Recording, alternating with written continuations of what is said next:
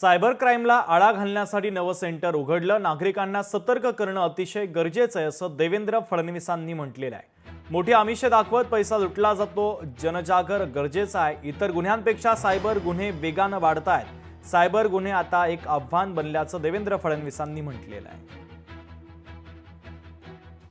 महाराष्ट्राने देशातलं सर्वात चांगलं सायबर क्राईम सेंटर उघडलेलं आहे.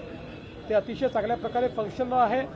पण त्याहीपेक्षा अधिक महत्त्वाचं आहे की हे गुन्हे घडू नये याकरता अवेअरनेस तयार करणं. कारण एकदा गुन्हा घडल्यानंतर फायनान्शियल लॉसेस आणि मेंटल ट्रॉमा, हा मेंटल ट्रॉमा काही तुम्हाला रिव्हर्स करता येत नाही, म्हणून ते घडूच नये या दृष्टीनं मोठ्या प्रमाणात अवेअरनेस करणं हे गरजेचं आहे.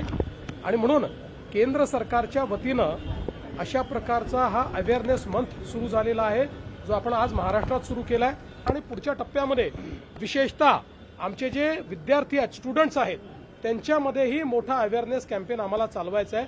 त्याची आज सुरुवात आम्ही केलेली आहे. मी स्वतः YouTube ब्राउज करत होतो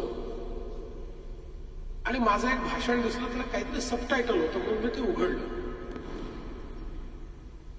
मीच भाषण करत होतो,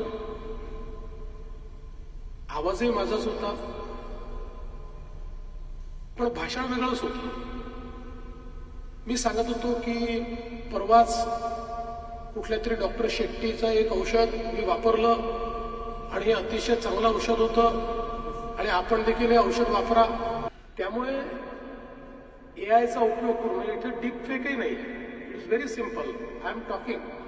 फक्त त्यांनी माझ्या भाषणाशी, माझ्या लिपशी सिंक्रोनाइज करून माझ्याच आवाजातलं दुसरं भाषण हे त्या ठिकाणी टाकलं.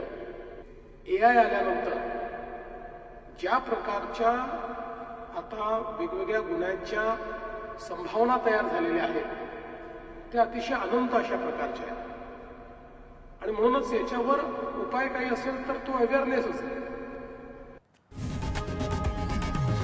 लोकशाही मराठी ऐका, पहा, जागरूक रहा.